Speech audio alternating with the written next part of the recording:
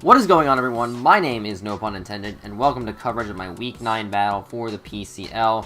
If you guys do enjoy my Draft League content, then please make sure to leave a like or a comment on the video, because that would be nice, and I would appreciate it. Now, we may have the best record in the PCL at 6-2, but the underdog mentality of this team is never going to die, not until we win our first league championship. Until that happens, I'm going to stick by and play about as hard as I can, as long as I don't end up revealing information to any potential playoff opponents because strategy and all that. Because of that, there's not going to be a team builder this week, and there probably won't be team builders for the final 2 weeks of the regular season, just because I don't want to reveal my sets to any potential playoff opponents I may have to face off against in the future. Any sets you may see are going to come from the actual battle, not from any team builders that I decide to do. At least until the playoff starts, where I can go back to the old style. Sound good? Alright, then let's talk about Week 9. This week we're playing Odds, coach of the Memphis Bewears. He makes the thumbnail templates for myself and all the coaches of the PCL. He's the co-commissioner of the IBA, and he's a pretty cool guy, so you should go check him out after this video happens. Now, his team is one of those squads with an obvious dichotomy between its offense and his defense. Granted, he does have some versatile mons, but basically he's got a lot of scary sweepers like Zergatry, like his Latios. But even more so, his fat is very well defined. Between Gourgeist, Alamomola, Comfy, Mega Aggron, his team is very difficult to break down. Nonetheless, that hasn't stopped me in the past 8 weeks of this league, and I don't intend to lay off of him just because he has a ton of really bulky Pokemon. So with that in my mind, let's get right into Week 9's battle. So I'm going to start off with my Infernape. Now, on the surface, looking at the 11 mons that Oz could potentially bring, you'd think that Infernape would have a bad matchup, and normally it would, but I just decided to bring Sash Lead just because I didn't have a great Stealth Rocker on my team, and I felt as though Rocks were quite important against a momentum-based squad like Odds it is. Okay, it's maybe not based off momentum, but it does have a few good Volt Switch and U-turn users. However, my plan is a bit diverted by the bright shiny object in front of me, that being his shiny Greninja, and I'm very tempted to just click Mach Punch and get a ton of damage off onto it, knowing that unless he has Water Shuriken or something, I will be able to go down to my Sash. However, he just elects to switch out into the Alamomola, and this is where I get very disappointed in myself, because the Mola is running a Rocky Helmet, and now my Focus Sash is pretty much completely useless. However, I know that Infernape can take one Skull from an Alamomola just because its base special attack stat is pretty poor, so I just set up my rocks here, knowing that Aloe isn't very likely to even go for a Skull. In fact, he just clicks Toxic. But he does miss, which is a mixed result in my opinion, because it would drain Infernape of its HP rather slowly, but it would also power up my Endeavors in the process. In spite of that, still bad for him overall to miss that Toxic, but at least there is a silver lining to it. Now, on this turn, I am going to pull a Hard Switch into my Greninja, anticipating him to either Toxic again or go for a Water-type attack. I know that Greninja can handle either of those options that he has, and what I can do now is get my own Toxic off onto his Alamomola. I figured that Oz didn't have very many good switch-ins for the Greninja. The only one that really made any kind of sense was the Gourgeist, and even then I threatened Dark Stab, so tossing the Alamomola is probably my best play overall. It helps out my Landorus and my Infernape quite a bit later on, just because keeping the Mola relatively low is going to make it a lot easier to kill. Of course, he's still going for Wish to counteract that Toxic, but I'm not threatened by this Alamomola at all. In fact, I'm so unthreatened that I'm actually going to switch out into my Rotom here, because I don't want the Greninja to take an additional round of Toxic damage if I can avoid it. However, Oz is going to double out, go into the Tornadus Therian, and the Rocks damage that he normally would take from that is going to be healed back up by the Wish.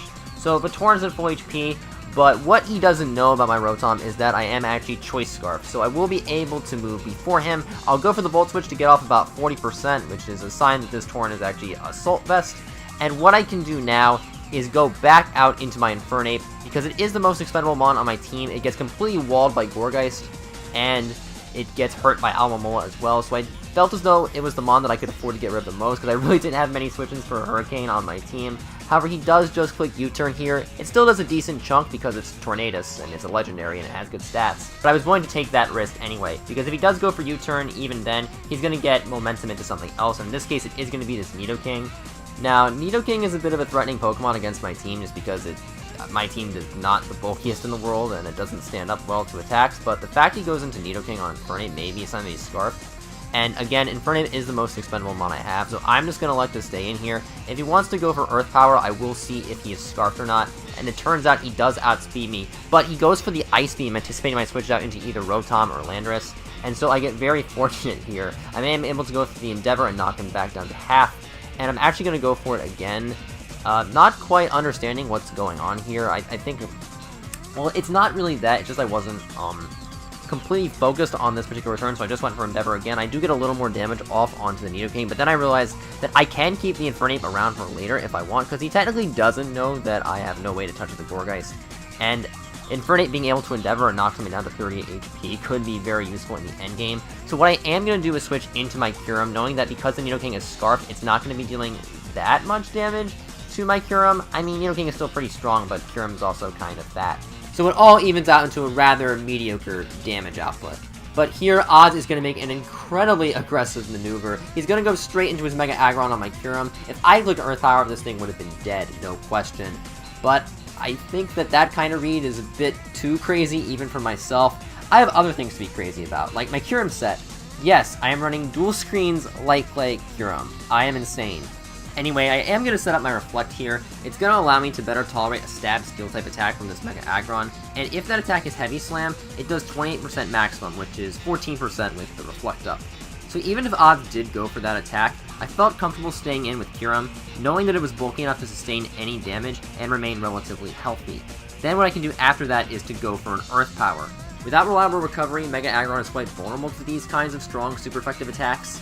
When it loses health, it doesn't have an easy way to get it back if you can keep up the pressure on it. And sure, his Alomomola can Wish Pass to it, but now that it's toxic, that task becomes much more challenging to pull off. But what Odds actually does here is go for Dragon Tail. It's a really good bring on his end, because I don't have a single Mon immune to the attack, and it forces Kyurem out so that it has to take Stealth Rock damage the next time it enters the field. Definitely an underrated move to run on Mega Aggron from my experience with it. And the attack pulls me into my Aegislash. I'll say this about the situation, my Aegislash is not designed to take on this Mega Aggron. It's not in my best interest to stay in here, and I assume that the attack he's going to click is Earthquake, because everyone runs ground moves against my team, what with Neolego and with Aegislash.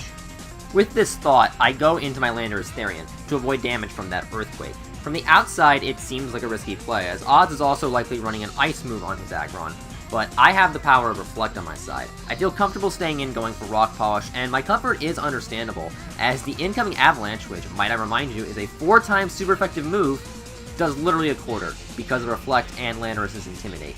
Now, in most circumstances, Landorus can't actually kill a Mega Aggron at 60%. Earthquake doesn't deal enough damage to obtain a knockout, and Swords Dance isn't really a great option either, because if he clicks Dragon Tail, I get launched off the field and lose my boosts. And I don't want that to happen. This is when I realized that now's a good time to go for my Z move, Tectonic Rage. Before the battle, I was really unsure what Z Crystal would be best for my Landorus, as I was worried about the matchup against Latios and Tornadus, and Groundium Z would completely fail if he brought either one of them in on Lando.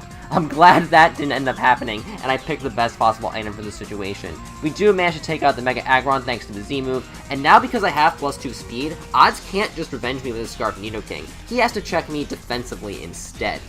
Now, he does have the Alomomola, but the thing about it is that it's toxic, and it's passive enough where it gives me the opportunity to Swords Dance on it. Even though the Aloe does Toxic me here, which is Odd's best play that he could possibly do, the fact that I'm a +2 attack and he's badly poisoned himself means that he can't just stay and install me. In order to ensure that I can weaken this Aloe, I am just going to Earthquake him right after the first Swords Dance. Even though I know I won't be able to kill him, I will force him into an awkward position, whereas Aloe is at low health and still poisoned. So now, Odds and I both have a difficult decision on our hands. He has to decide whether he wants to attack or protect, and I have to predict what his priority is going to be. So I have 3 options here. Earthquake to kill Alomomola and avoid the Rocky Helmet chip, Knock Off to catch the Tornadus or Gourgeist on the switch out into the Wish, or Swords Dance if I think he wants to preserve his Alomomola by clicking Protect. I rule out Swords Dance pretty quickly because I figured that Lando could potentially kill everything he has left at just +2 attack, and he doesn't actually know my second attacking move at this point. Hell, the only reason you know what it was is because I just told you what it was. Then I realized that the fact he might not know what move I'm running in that 4th move slot may condition him into just staying in, and that's why I chose to Earthquake here. So I accidentally made the best possible play. In most circumstances I would have just clicked Knockoff, but I did get a bit greedy with my decision here. It works out though because Mole is now out of the picture. In its stead comes the Nidoking. I'm pretty sure that Odds' Nidoking, like most other Scarfed variants, doesn't have Sucker Punch. So I just click Knockoff here. There's really no risk with this play. I believe I would have gotten a kill on whatever Mon switched into a +2 Knockoff. And Nidoking just happened to be the Mon designated to take the attack. But Nidoking isn't going to be the only sacrifice that Odds has to make. After the toxic damage, Lando still has a little bit of health remaining to get off one more attack. Kinda justifies how important avoiding the Rocky Helmet on the Alomomola was. But now, Odds has to sack another Pokemon, and he chooses to let go of his Tornadus, which I am very happy about, because Torn is sometimes frustrating to play against, and it's nice to see it just drop here. But that is what's going to end Landorus's rampage. It finally succumbs to the poison damage, but not before it obtained 4 kills, and tripled its season-long kill output in a single game. Nice going, Lando, you finally did something good. But with the fainting of 2/3 of Odds' team, the fate of this game is pretty much decided. All he has left is his Gourgeist and his Greninja. And my Rotom Mow, with the set that I'm running, can easily come in on either one. No matter which of those Mons is in front of my Rotom, I can just Volt Switch out and pivot into my Kyurem. I know that Gourgeist is a pretty passive Pokemon, much like Alomomola, and Kyurem can definitely survive multiple hits from it, even after being worn down from the Stealth Rocks. I do dodge a Will-O-Wisp, but I don't think it affected the result of the game. Kyurem would have been able to tank a Shadow Sneak anyway, even with the burn, and I can just go for the Ice Beam to take out the extra large Gourgeist. That leaves Protein Greninja as Odds' last hope, but not so much a hope to win as much as to make the differential look at least a little more palatable to him. He will be able to take out my Kyurem with his Dark Pulse, as I just like to sack it off, but I don't have anything that can reliably kill this Greninja in one hit. The only attack that I know can do the job is my Rotom's Leaf Storm, but if I miss, I might just get Reverse Swept. So instead, I choose to play it safe, go into my Infernape, and Mach Punch. Even though it doesn't kill because I'm not holding a boosting item, it does put the Greninja into range of another round of Life Orb Recoil, and because of that, the Philadelphia Aegislash are able to clinch the win, a 3-0 over the Memphis Bewears, and we improve our season record to 7-2. We also 100% clinch our spot in the playoffs with the victory, and we can now relax for a few weeks until round 1 of the postseason. But I want to wish a good game to Odds. I'm sorry I had to do that to you. Hopefully you have a chance to get your revenge in the PCL finals, but of course, that's going to require me to not choke away my great start by losing in round 1 of the postseason. So let's hope that doesn't happen.